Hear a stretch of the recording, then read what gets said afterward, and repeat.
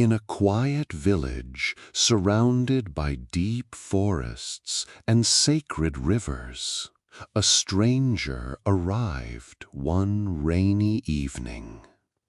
He was calm, handsome, soft-spoken, but from the moment he stepped into the village, animals began disappearing. Children whispered about strange sounds at night, and somewhere in the darkness, something ancient was watching, because the stranger hiding among them was never truly human.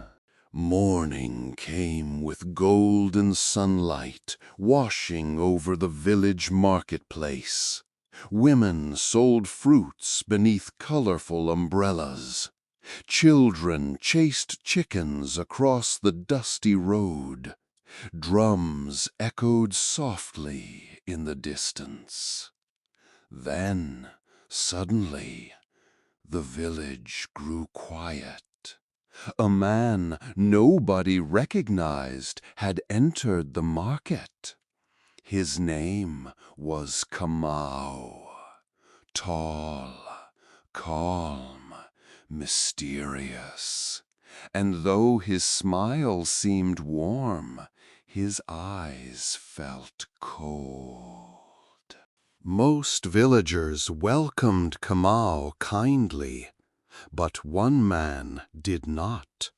At the edge of the market sat Mzee Jabari, an old blind herbalist feared by many.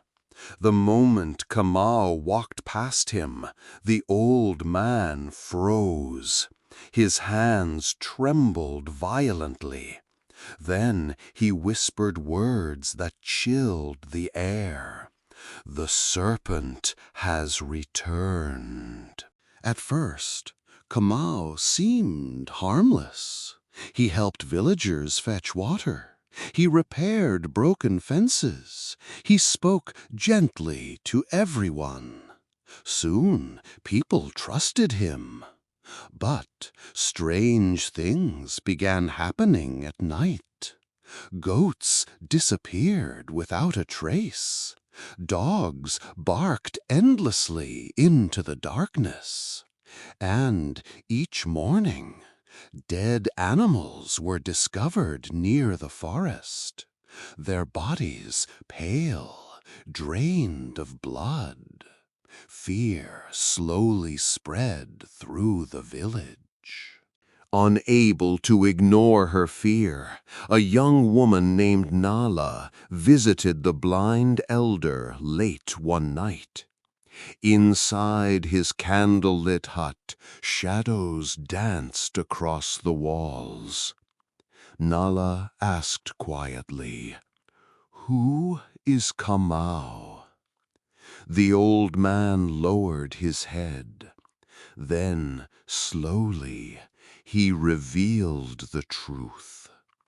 Long ago, an ancient serpent spirit wandered these lands. It envied humans. It studied them. And eventually, it learned how to become one of them. Days later, a curious village boy named Tunde secretly followed Kamau into the forbidden forest. Deep beneath towering trees, Kamau stopped beside an ancient anthill. Then something horrifying happened. His eyes glowed gold, and from beneath his skin, something moved. Tunde gasped in terror. A low hiss echoed through the forest. Kamau turned slowly and smiled. That night, nobody slept peacefully. The wind carried strange whispers through the village. Nala heard something moving across her rooftop. Slowly, sliding, watching. Then, suddenly, a massive shadow passed over her window. Not human. Something far worse. Days later, the village held a great festival to drive away fear. Drums thundered through the night. Dancers spun around giant fires. Children laughed once again. And in the middle of it all, Kamau danced among them. But something about his movements felt unnatural. Too smooth, too fluid, like a serpent slithering through grass. Then, suddenly, a child screamed and vanished into the darkness. The villagers chased the screams deep into the forest, and there they found Kamau, crouched beside a dead animal.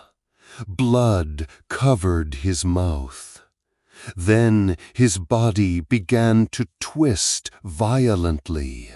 Bones cracked, skin tore apart, scales burst from his flesh. The villagers watched in horror as Kamau transformed into a gigantic serpent monster beneath the moonlight. As the monstrous serpent roared through the forest, Jabari stepped forward alone. The old man revealed a terrible truth.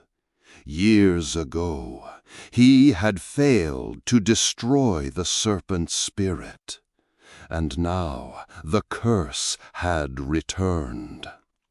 Holding a sacred charm tightly, he whispered ancient words into the wind. The forest shook violently.